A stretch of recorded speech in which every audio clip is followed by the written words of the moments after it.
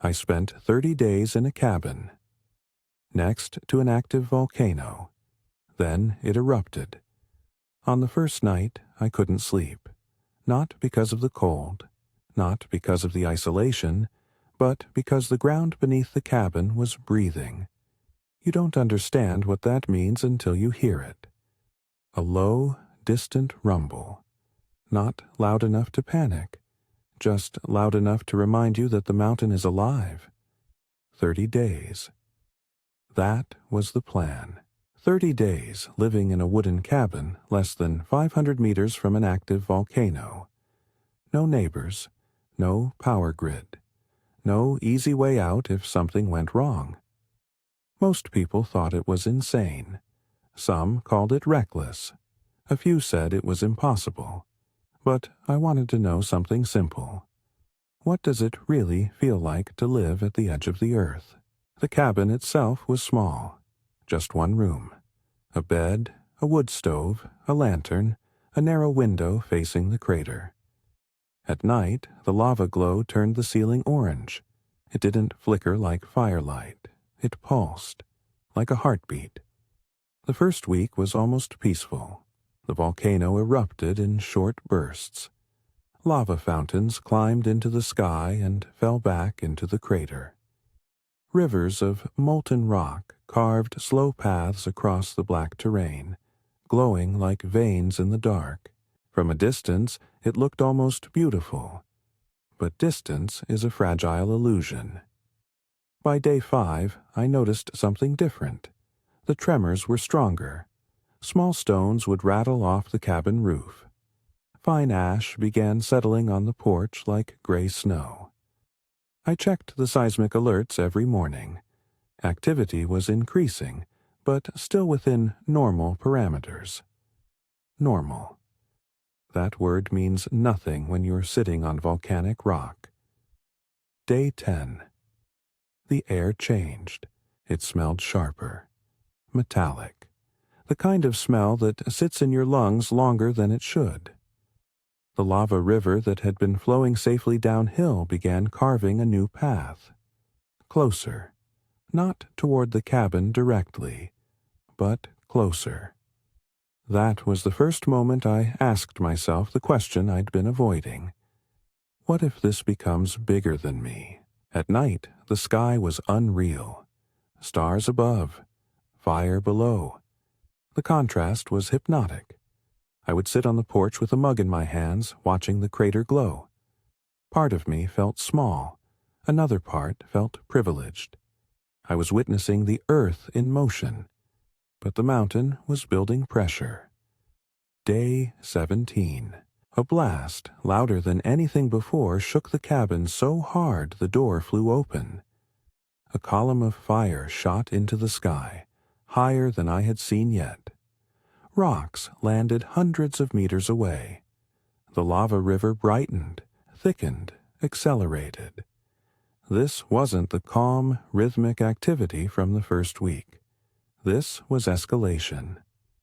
I packed a small emergency bag that night, just in case.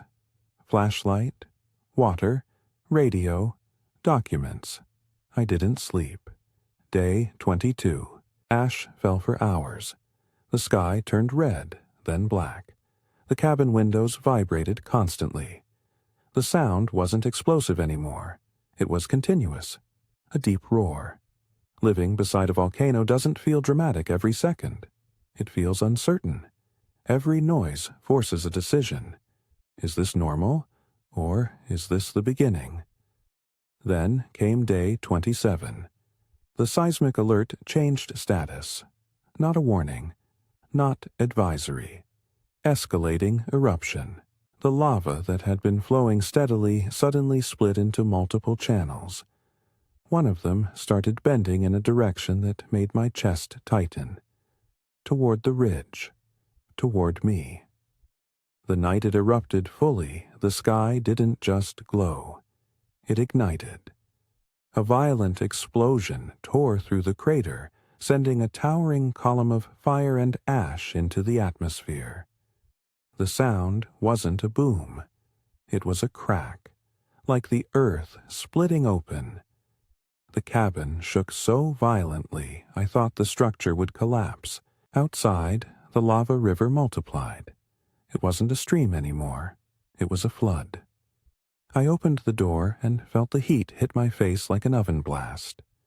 The ground glowed brighter than ever. Embers floated in the air like burning snow. That was the moment. 30 days of preparation. 30 days of observing. 30 days of believing I understood the risk. And suddenly, I didn't. I had 10 minutes to decide. Stay and hope the lava flow slowed, or leave everything behind and run while the evacuation route was still passable. The ridge trail was narrow. One wrong step in the dark, and there would be no rescue. The roar of the eruption swallowed every other sound. The cabin, which had felt strong and protective for weeks, suddenly felt fragile. Temporary. I grabbed the emergency bag. I looked back once. The glow through the window. The place I built. The 30 days that had changed me. And I left. By sunrise, the lava had crossed the lower ridge. Not directly through the cabin, but close enough that staying would have been a gamble with no second chance. When the eruption stabilized days later, I returned. The cabin was still there. Blackened ash covered the roof. The air was thick and heavy. The landscape was unrecognizable. What had been solid ground was now hardened lava. Living beside a volcano isn't about bravery. It's about respect. You don't conquer a mountain like that. You coexist with it. Carefully. Temporarily. Would I do it again? Maybe. But not for the thrill. For the perspective. Because when you live that close to something that powerful, you understand how small you are. And how quickly everything you build can disappear. The question isn't whether you could survive 30 days beside an active volcano.